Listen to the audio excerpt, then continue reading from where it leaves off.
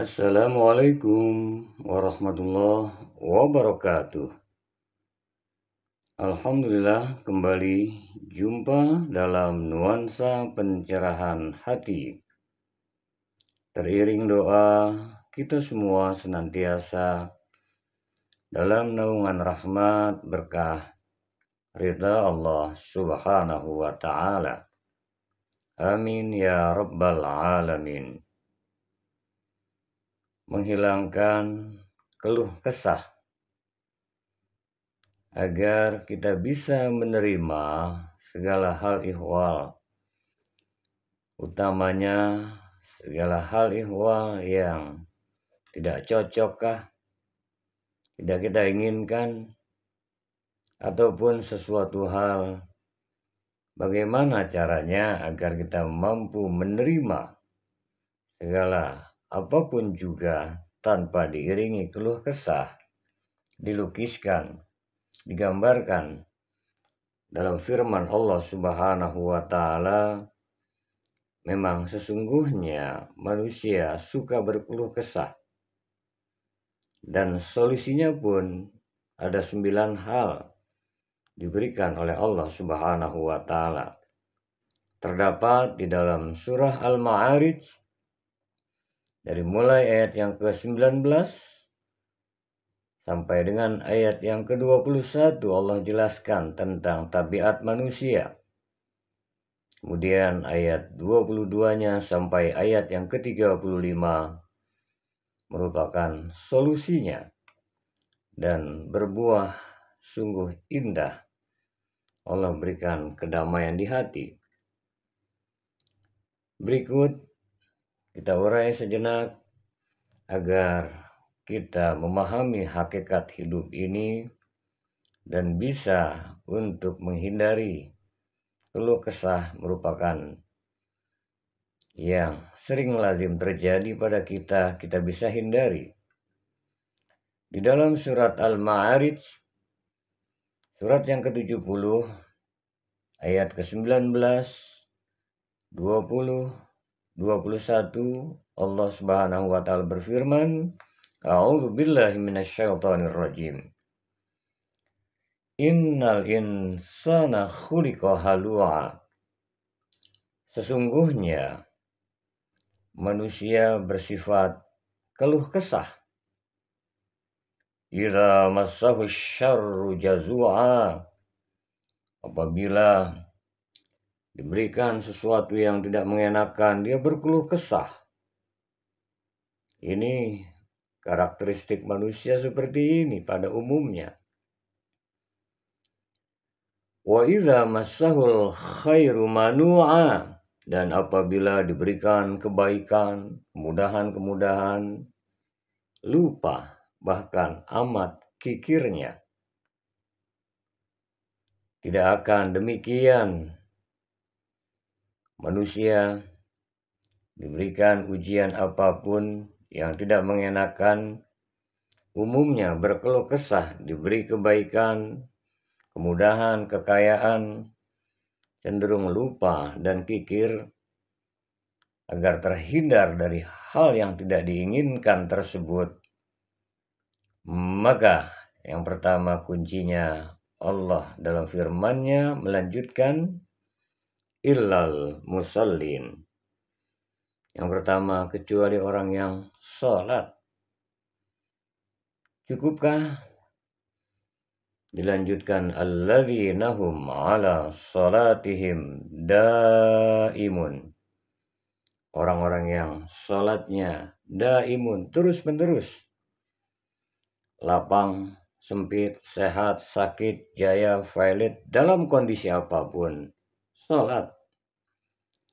Dalam kondisi apapun terpaut hatinya pada Allah subhanahu wa ta'ala. Karena aqimis sholata li zikri, dirikan sholat untuk senantiasa mengingatku. Sudah dilakukan sholat, sudah sholatnya terus-menerus, masih gelisah, dilanjutkan walladzina fi amwalihim haqqum ma'lum.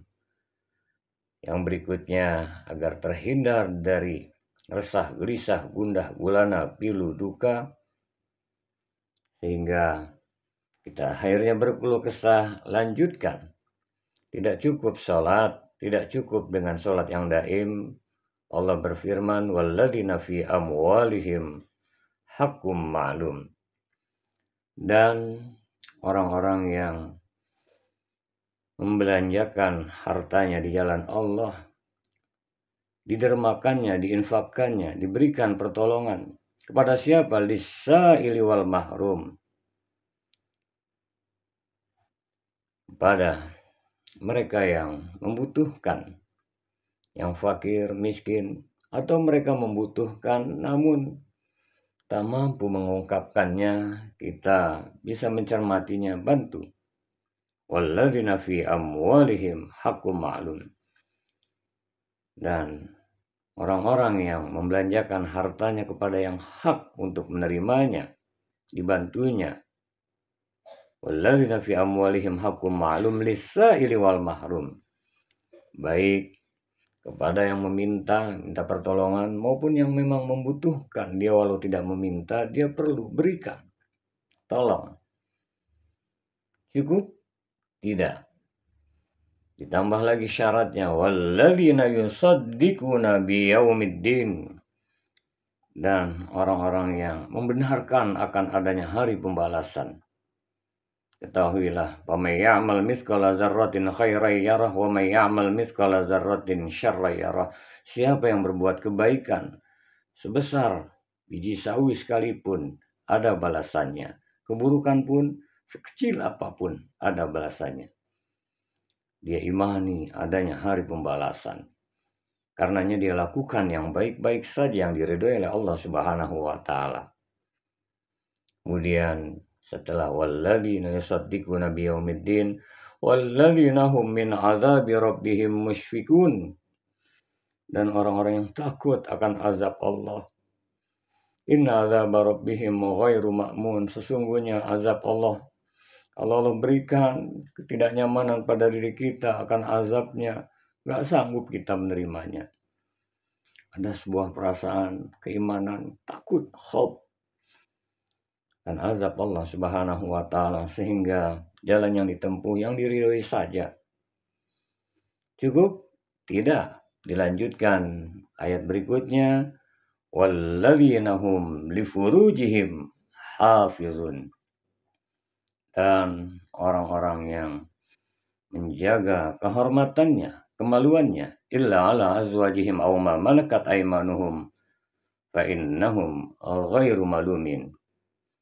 Faman ibtagha wara'a dzalika fa ulaika humul adun. Kecuali pada istri, tentu tiada mengapa. Kalau demikian halnya, tidak kepada yang halal, kepada istrinya, maka sudah melampaui batas, pasti tidak nyaman. Berikutnya, walladzina hum li amanatihim wa ahdihim raun. Dan orang-orang yang menjaga amanahnya, menepati janjinya pada Allah. Artinya hidup ini amanah, dan komitmen kita satu saat kita kembali kepada Allah, maka saat komitmen kita qalu bala syahidna, kita telah bersaksi sesungguhnya Allah Rabb kita, dia jaga amanah, dia tepati janji. Dalam artian hidupnya lillah billah, karena Allah, dengan Allah, selalu merasa bersama Allah, tidak akan ada disekutukan Allah baginya. Dan selanjutnya, walladzina hum bi syahadatihim qaimun. Mantap kesaksiannya, tegak berdiri, lapang sempit, sehat sakit, jaya pailit, Allah yang hujam kuat dalam kalbunya, Allah yang dirindukan dan senantiasa yang diinginkan keridhaan dari Allah Subhanahu wa taala. Selanjutnya, walladzina hum ala salatihim yuhafizun. Dan orang-orang yang menjaga salatnya. Inna sholata tanha 'anil fahsya'i wal munkar. Sesungguhnya salat akan menjadikan pelakunya terhindar dari perbuatan keji dan munkar. Dia jaga, bukan hanya Jalankan ibadah salatnya saja, nilai-nilai buah dari salatnya, secara dia tebarkan kedamaian. Pantang melakukan sesuatu yang tidak diridhoi oleh Allah Subhanahu wa taala. Kalau sudah demikian, ulaika fi jannatim mukramun. Dalam ayat ke-35-nya, ulaika fi jannatim mukramun. Mereka itulah yang akan memperoleh surga yang penuh dengan kemuliaan. Surga dunia, kelapangan di hati, surga dunia dia akan mampu terhindar. Hidupnya pantang berkeluh kesah. Saat jaya, saat mudah pun dia selalu ingat Allah Subhanahu wa taala. Semoga tergolonglah kita hamba-hamba Allah yang senantiasa dalam naungan rahmat berkah keridhaannya. Amin ya rabbal alamin. Wallahul muwaffiq ila aqwamit thoriq wal afu minkum. Wassalamualaikum warahmatullahi wabarakatuh.